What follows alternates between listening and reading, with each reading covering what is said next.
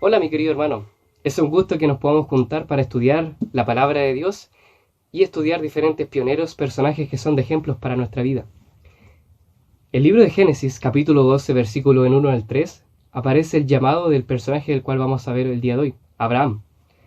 Dice así: Jehová había dicho a Abraham: vete de tu tierra, de tu parentela y de la casa de tu padre, a la tierra que yo te mostraré. Haré de ti una gran nación y te bendeciré.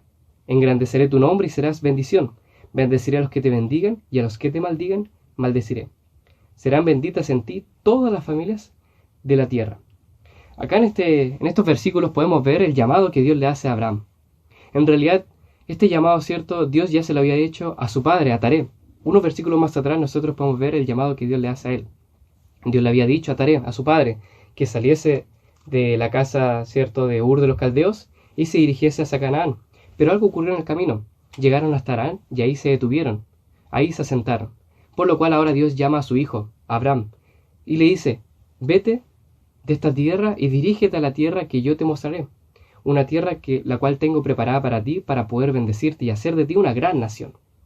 Obviamente, Abraham, ¿cierto?, no conocía esa tierra, pero avanza por fe. Quizás fue con alimento para algunos días, ¿cierto?, con el sustento para algunas semanas, pero avanza por fe creyendo en que Dios le iba a prosperar, que Dios iba a bendecirle y que iba, ¿cierto?, a proveer el resto. Es allí donde comienza la historia de Abraham. Y podemos ver, ¿cierto?, que en poco tiempo Abraham ya tenía grandes riquezas. Tanto así, ¿cierto?, que ya puede, ¿cierto?, estar al mismo nivel que el faraón de Egipto, ¿cierto? Una persona con ya siervos, con animales. Y así vemos que Dios está bendiciendo a Abraham. Entonces podemos ver que ya era tanta la bendición que tenía Abraham, que incluso, ¿cierto?, se compartía con su sobrino Lot, que ellos tuvieron que separarse y él se tuvo que dirigir hacia otro lugar. Pero podemos ver como Abraham, ¿cierto?, era un tío cariñoso, amoroso, ¿cierto?, que cuidaba de su sobrino, ¿cierto?, y deseaba lo mejor para él. Que incluso después intercede por él ante Dios, cuando ve a estos tres varones, y el del medio, ¿cierto?, era Dios, le pide, ¿cierto?, que cuide de su sobrino Lot, de aquella, ¿cierto?, maldición y destrucción que iba a caer sobre estas dos ciudades. Podemos ver también de que no en todo momento Abraham, que nosotros lo conocemos como el padre de la fe, realmente tuvo fe, sino que en algunos momentos también desconfió de Dios. Por ejemplo, cuando van a Egipto, ¿cierto?, y él le dice a su esposa Sara, a Sarai en ese entonces, que se hiciese pasar por su hermana, no por su esposa.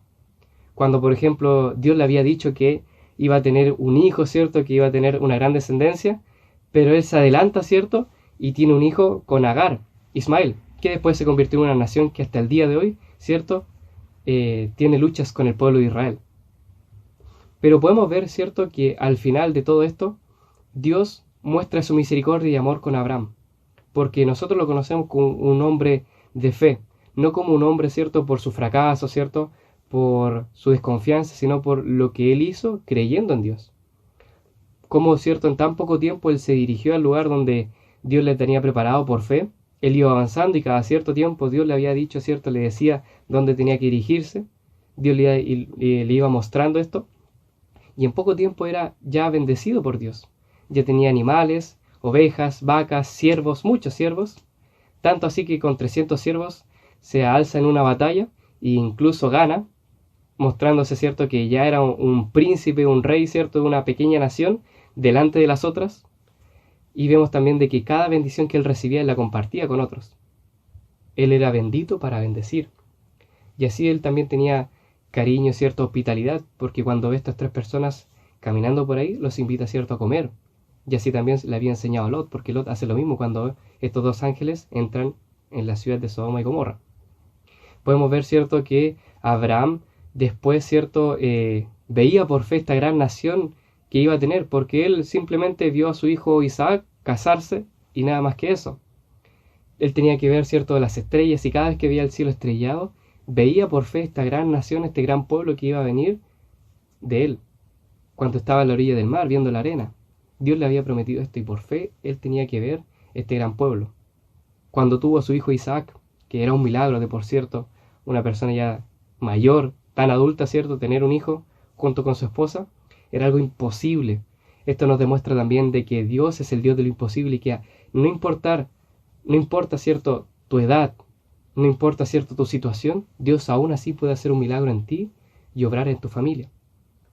Dios, cuando le pide a Abraham que sacrifique a su hijo Isaac, él lo hace.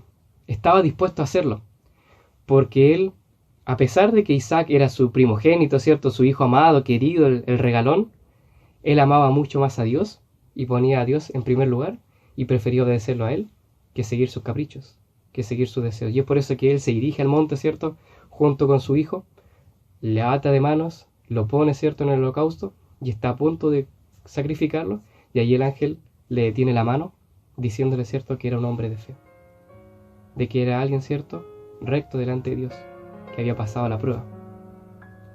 ¿Qué enseñanza nos deja la vida de este gran pionero, de este gran hombre de fe, que es el que destaca, ¿cierto?, entre toda la lista que aparece en Hebreos capítulo 11, los hombres de fe?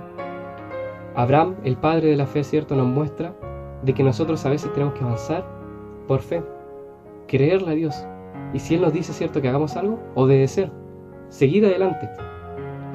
Que a pesar de nuestros problemas, nuestras dificultades y caídas, Dios siempre va a considerar lo bueno en nosotros. Va a considerar aquellos momentos buenos, no los malos. Podemos ver, ¿cierto?, que este hombre era un hombre que quería a su familia, quería, ¿cierto?, a su sobrino, por lo cual intercede por él, se preocupaba por él, amaba a su esposa. Podemos ver también que se preocupa de su hijo cuando éste queda sin madre, ¿cierto?, y le busca una buena compañía para que no esté solo. Nos muestra, ¿cierto?, de que cuando avanzamos por fe, Dios nos bendice y que esa bendición tenemos que compartirla con otros. Mis queridos hermanos, mi querida hermana, mi querido joven que me estás viendo, deseándote lo mejor para el día de hoy y que cada día recuerdes pasar tiempo a solas con Jesús, cada día con Jesús, me despido. Que el Señor te bendiga.